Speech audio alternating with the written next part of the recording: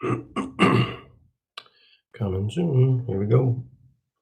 Hi,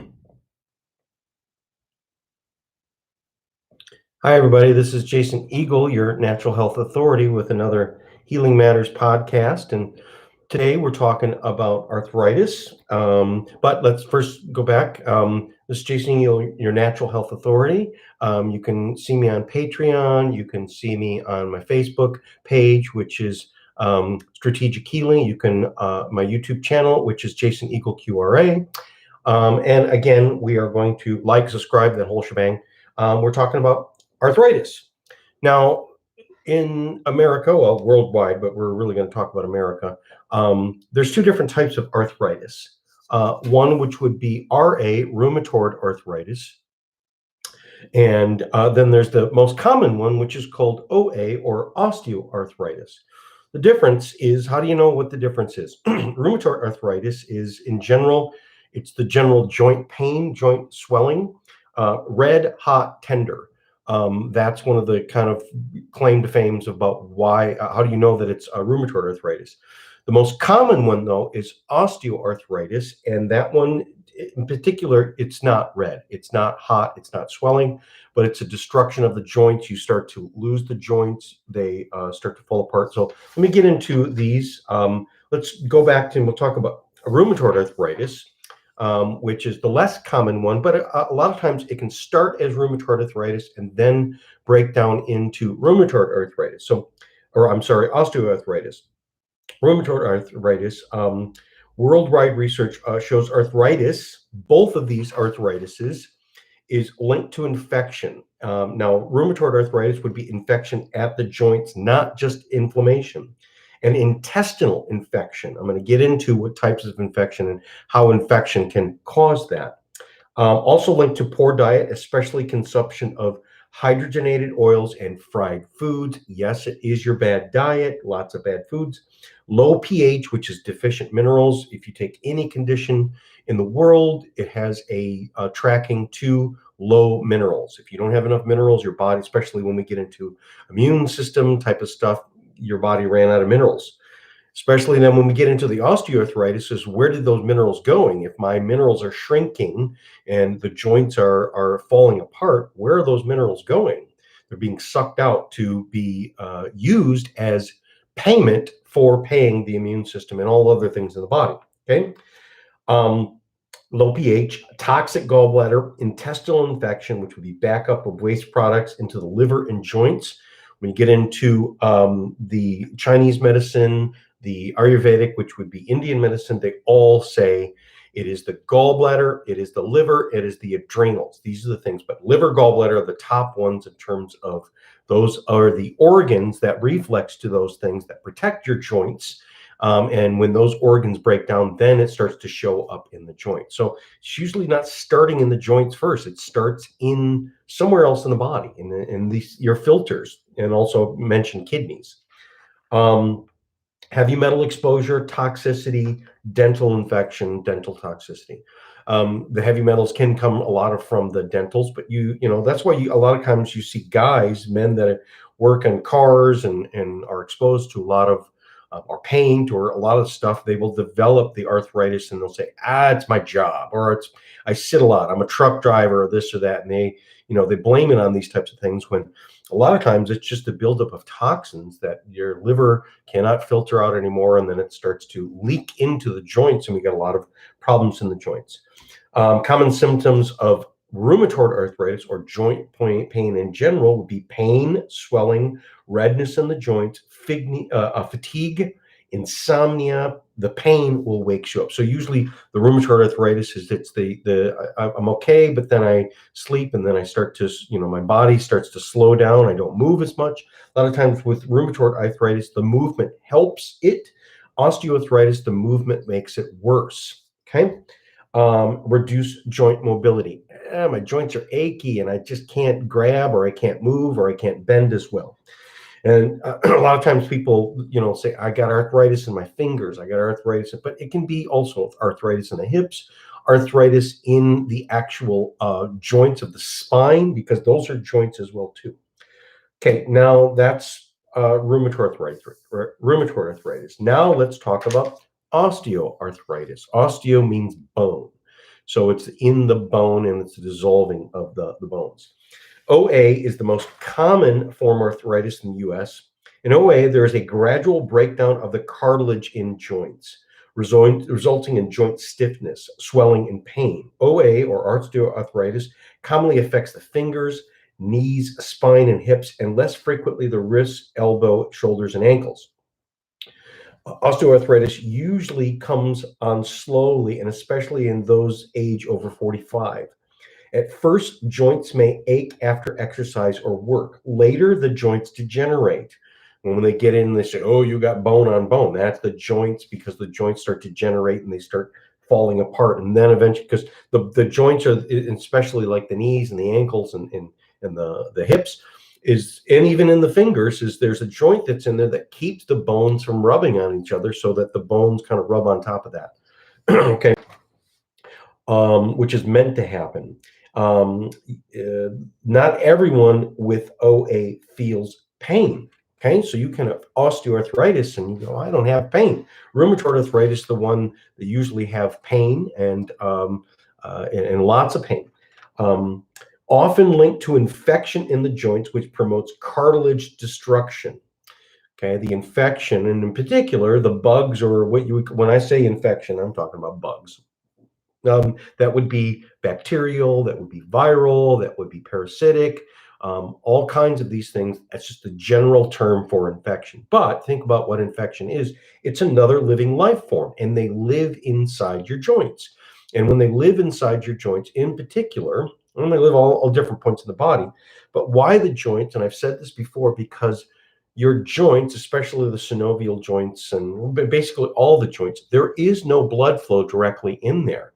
It needs the blood to get food and oxygen and also take the waste products away. But it's passive, meaning there's not actual blood inside the joints, but it gets the juices from the joints. So it has to, but what that also means is that it's a slower area, meaning it's kind of a backwater area. It is a swamp. So because the blood flow is what carries the oxygen, and the oxygen is what kills bacteria as well as the immune system. So the immune system doesn't have direct connection to the joints. So thereby things can get in there and live there happily. And a lot of bacterias and viruses and stuff like that, what they do is they live in there, then they create waste products that's like an acid that literally dissolves the joints. Doesn't hurt them, but it hurts you. And they're essentially living there, munching on those joints, destroying the joints, plus also secreting these what's called metabolic waste products that also creates destruction in the joints. Okay. Often linked to infection in the joints, which promotes cartilage destruction, often due to low pH. We're talking about osteoarthritis right now, poor mineral status, and chronic high protein consumption, meaning people, and it's not necessarily eating too much protein, they can't digest the protein. So it's kind of a misnomer, because protein is good. And a lot of times you'll find people that have low, they don't secrete enough of the protease and the enzymes to break down the protein. They eat a lot of protein.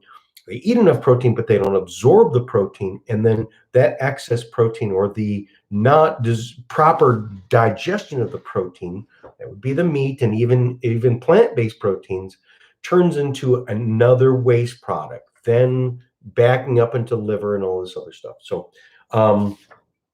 but a lot of times we see people who eat a lot of protein, the barbecue eaters that have been eating a lot of that stuff, and a lot of where they just eat the meat and potatoes type of stuff, not enough of the greens, not enough minerals, and then especially a lot of fried foods, a lot of fried foods with meat, and that's all they eat. Eventually they develop a lot of the arthritis problems, and it's linked to the high protein is linked to the acid forming. But I'm making a connection that it's not necessary. No, so what that means is if you had a high protein eater that took their hydrochloric acid, meaning they had good stomach acids, and they took some enzymes, they would be better off, and they could still eat that same amount of protein and it wouldn't break down. So really it's the breakdown of the ability to digest the protein that comes first before the excess protein is the problem. Okay, so heavy metal toxicity, silver fillings, toxic liver, that's another thing that goes to osteoarthritis. In Oriental medicine, Chinese medicine, the maintenance and flexibility of the joints is controlled by the liver. Okay, therefore, it is important to detoxify the liver and keep the joint strong. Common symptoms of osteoarthritis is steady or intermittent pain in a joint. Stiff. Remember, I said this is the one that hurts from movement. Rheumatoid arthritis feels better with movement. When you stop the movement, it gets worse. Okay, stiffness in a joint after periods of inactivity, sleeping and sitting, swelling or tenderness in one or more joints, crunching feeling or the cracking sound, which is called crepitus. This is the osteoarthritis. My joint is crunchy and cracking. You can hear it like gravel inside there. That's osteoarthritis. And if you were to zoom in with, let's say, a microscope, you would see that the cartilage is normally kind of smooth. Eventually the cartilage becomes kind of rough, it becomes broken up, but it also forms lots of gout. Can also be part of this. Gout is also part of a pre-arthritis, or you can have all of the whole shebang, which is osteoarthritis and gout, meaning these mineral deposits. So when you hear the crunching and the cracking, sometimes it is not only the breakdown of the cartilage, now the cartilage has become kind of rough, but also it's full of mineral deposits, which is these minerals are kind of like rock candy, and you start to hear it, and it's crunching around. That's osteoarthritis. Okay, so especially when that joint is moving. So how do we fix it? Especially how do we get to what the title of this one is how can we get out of pain or reduce the pain dramatically in 30 days? Okay. And most people, I don't care how far along, you can reduce the pain and even eliminate pain if you do these things in 30 days. Okay. And then over 30 days, it gets better and better and better. Okay. So as I said, within both of these conditions, RA and OA, rheumatoid arthritis, osteoarthritis, there is these 5 things that are the common condition. When you fix these things and you address these things, they both get better. Number 1, they both have infection. Okay, most common infection starts in the gut because we have low hydrochloric acid. We have low hydrochloric acid because we have low minerals. Starts with one thing, then it goes to the other thing, then it breaks down. You get a lot of people with arthritis, both RA and OA, that starts with lots of bloating, that starts with the bigger belly, the beer belly, that type of thing. That's an indication that you have a candida infection, yeast infection, that the sugars that you eat too much sugar. You get a lot of people that are carb addicts. They eat way too many carbohydrates, and their bodies crave them, and then the bugs that live them crave them even more so and drive you to eat them, which then kind of just becomes this vicious kind of cycle. So addressing the infection, I will get to what are the things to do with that. Okay. But again, like I said, this is infection that starts in the gut and can be kind of throughout the whole body, and then it can actually get in the joints, infection directly in the joints. There's a couple topical things that you can do to relieve the pain, but it all starts in the system. Hi, Shannon. Okay. Number 2 is liver and gallbladder toxicity. Your liver is a filter. When that filter starts to get bogged down and jammed up and literally too full, and it can't dump, so it's kind of like when a glass gets full and you keep pouring it, that's when it then starts to spill over on the table. Typically, the filter's liver kidney that's when you notice a symptom. So when does the problem start? The problem starts way before you had the symptom. By the time you have the symptom, especially the stiffness in the joint and that type of stuff, that's because the liver is starting to spill over, and instead of these things being filtered out, they then just get put into the bloodstream because the liver's full, can't take any more. Okay. Number 3 is adrenals. So how do people get bad adrenals? Not sleeping well, eating too much of that sugar, doing too much of the caffeine. The up and the down, the up and the down, lots of stress, not being able to manage the stress, not being able to address the things that go to the stress, that burns the adrenals out, okay? Number 4 is food allergies. Now, not everyone has the same food allergies, but the top things that would be in the food allergy would be sugar, okay? Now, people are not allergic to sugar, but they can develop the allergies of the things that feed on the sugar. And remember I said the yeast, the other bacteria and things, you're allergic to their waste products. Their poop creates an allergy, okay? And what is the top allergy things? Or when we say an allergy, we're really saying this is that you have too much histamine, too much cortisol, all of these other types of things. That's what we're really allergic to. We're allergic to our body's reaction to a damage. The body creates histamine because it's trying to fix damage, okay? So, but it's a response. So, like I said, the sugar, the wheat, you have a lot of people that are allergic to, and there's a lot of sugar in wheat. So when we talk about wheat, we're talking about like the bread, the cakes, the cookies, that type of thing. So there's a lot of sugar in that. So you get a double whammy. Dairy, a lot of people have a allergy to dairy. As I said, the body doesn't digest it very well, and then it creates damage, and then you create these immune system responses, which is a response to the damage. So like I like to say about an allergy or a symptom, it is the boy who cries wolf who has scratches on him, okay? Doesn't mean he's lying. He means you just haven't found it yet. So we like to sedate the symptomology with, Western medicine likes to just put people on a pill and just say, let's just make this go away, right? However, when you have the damage and the evidence of the damage, the smart person is, what is it, Lassie? Take me to it. I will go to it because you're not lying to me. And I don't want to just put tape on your mouth and make you shut up. No, you want to go to where the problem is. Okay. And then coffee. Coffee, I wouldn't necessarily call coffee, but coffee is something that is exacerbating the problem, exacerbating because of the caffeine, but also because it's very acidic and there's a lot of metabolic waste. If you already have a jammed up liver and gallbladder, the coffee is making that even worse. And then number 5 would be dehydration, not drinking enough water. You have a lot of people that have a lot of the achy joints, and it starts with they just don't drink enough water. They drink a lot of pop, they drink a lot of this other stuff, or sometimes people just don't drink enough of anything, and they're very dehydrated. And then number 5 would be inflammation, just inflammation throughout the whole body. Again, inflammation is a response to damage and infection. So these are the 5 big things that everybody who has any type of arthritis has these things. So how do we address these? Let's go back to the top one, which is infection. There's a whole host of all different types of infection. And so, but there's a lot of great anti-infective protocols as well as herbs and other things that it doesn't matter what type. If you take some of these things, they're going to go after it. Okay, so number 1 type of anti-infectives that I would look at for arthritis would be, I would say olive leaf. Olive leaf is a just general spectrum antibacterial, antimicrobial. Garlic or the alicidin, that's the other type of thing. It really is good for bacterial, but it's good for everything.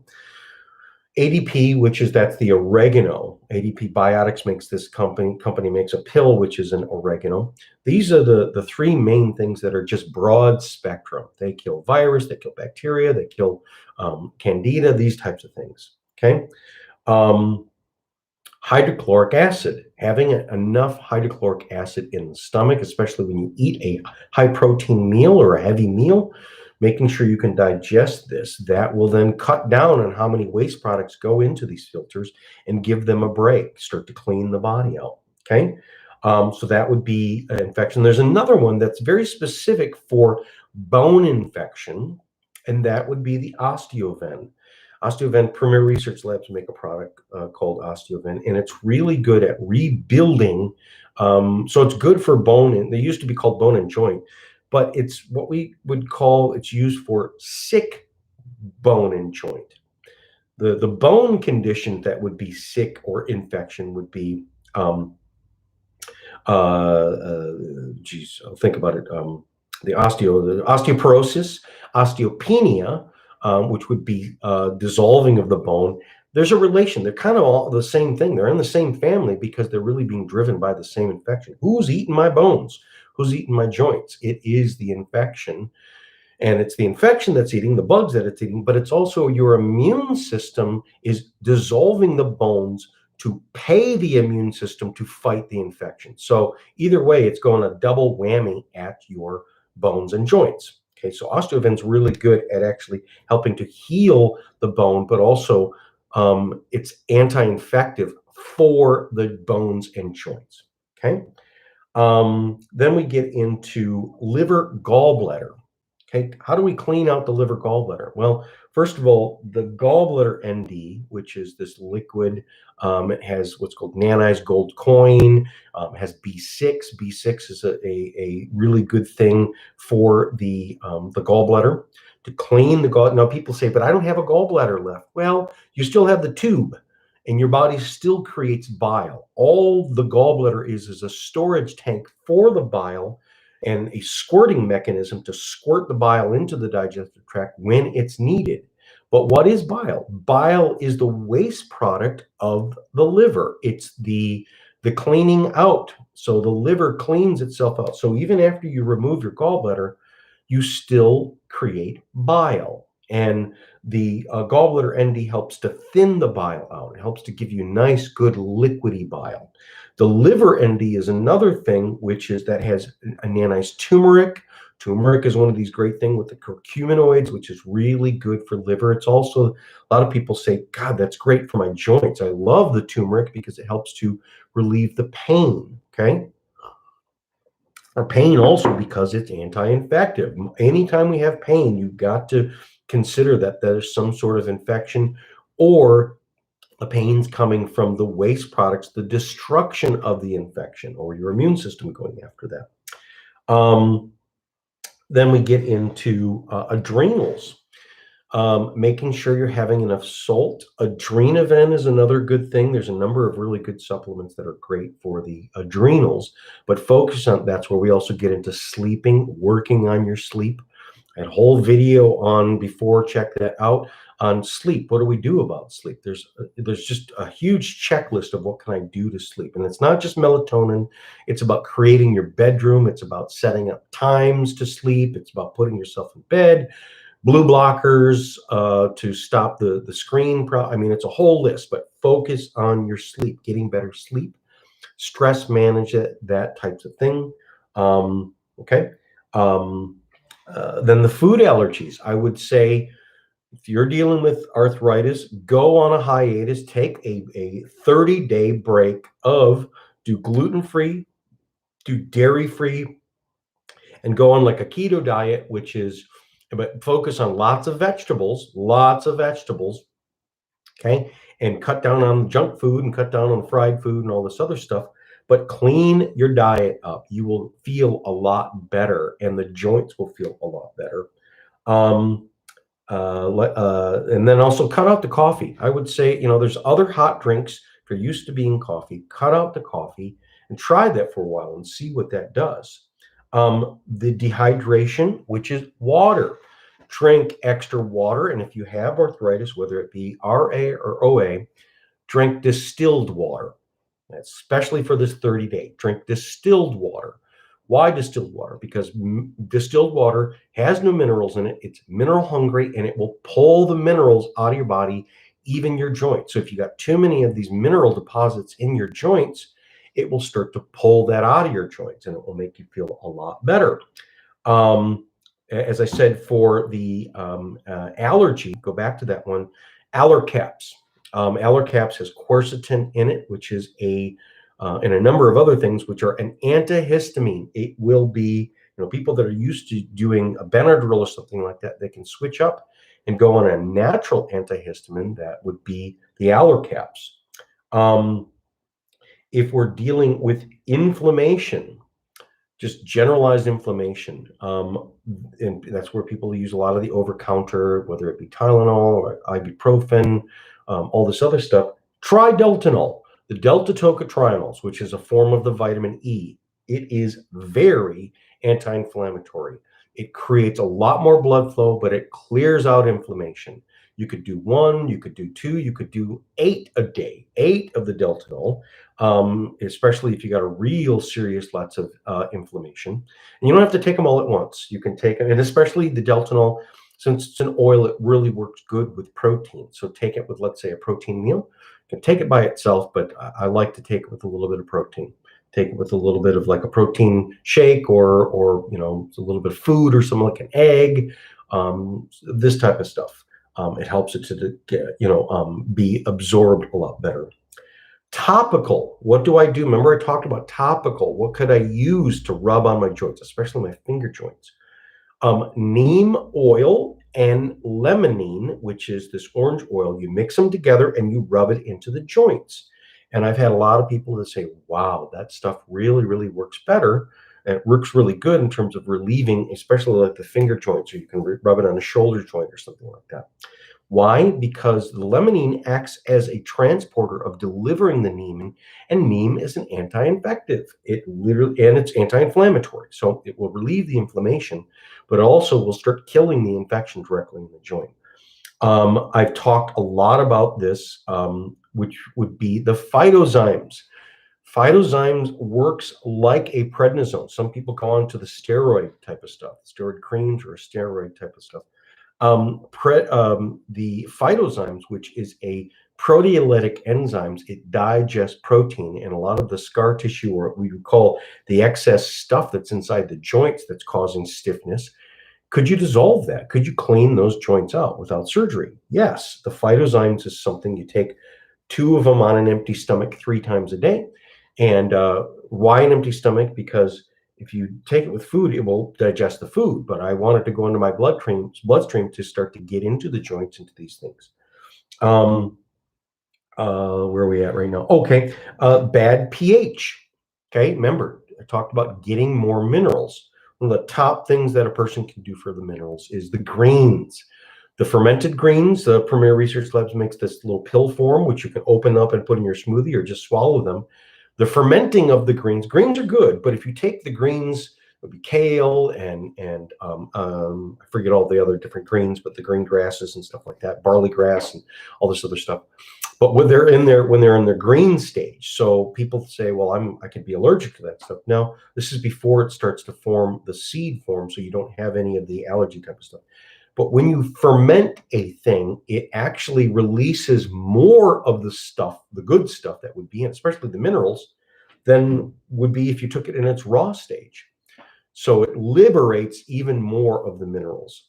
Green drinks, go to these juice places or get a juicer and start juicing some greens. And that helps to really fix the pH, but puts minerals into the system. There's another one, the pH minerals. Premier Research Labs creates this one, pH minerals, which comes from, it's a mineral concentrate from Utah's Great Salt Lake, and most of the sodium has been removed. It's in a liquid form, but it has a whole lot of different minerals, sodium, magnesium, chloride, and in a form that is, especially the magnesium, in a form that your body, the most preferred form, which is magnesium chloride. The body most prefers it, sulfate, sulfur, lithium, and boron. Let me talk a little bit about lithium. People said, isn't that what's in cars? Isn't that what's in batteries? Yes, a lithium-ion battery. But lithium is a trace mineral that your body really needs. And especially if you're dealing with some anxiety and a lot of times too, is even with arthritis, there's some anxiety and stuff like that. People kind of feel like that. Low minerals. And so the pH minerals provides all of these great minerals. Sulfur is something that your joints really need. That's why a lot of times people, when they start switching out the meat and then going to a plant-based and eating more of the beans and lentils, that also reduces a lot of pain in the body. Why? Because it's the sulfur-based amino acids. And the sulfur is something that goes directly into your joints. Your joints need sulfur, okay? It's where people get into one of the top supplements that's used for joints is the glucosamine and chondroitin. Those have a relationship to sulfur, okay? And that's the go-to. Grandma and grandpa, that's all they do is they do the fish oil and they'll do glucosamine and chondroitin. They say, it feels better. Well, but if they did these other things as well, or maybe even before that, that would fit. Because if you're taking glucosamine and chondroitin to just fix the joint, but not changing your diet, then you're relieving some of the pain, but the destruction is still going on. The process is still going on. And as I say, you really want to go to the underlying cause. Let's nip this in the bud and go to where it started before it started. The D3 with K2, that's huge for the joints, for the bones. And then also the other mineral I would say that is a big mineral would be magnesium. You have a lot of people that are very deficient in magnesium. And a lot of the joints can be problem joints because their muscles are so tight, not enough magnesium, and those muscles push the joints together, which squeezes the juices out of the joints. Then the juice becomes dehydrated. So a lot of times, and then traps metabolites, and the joints don't breathe enough, they don't move enough, they don't squeeze enough. So a lot of times it starts with the muscles being too tight, which then basically like an anaconda squeezes the hell out of those joints, okay?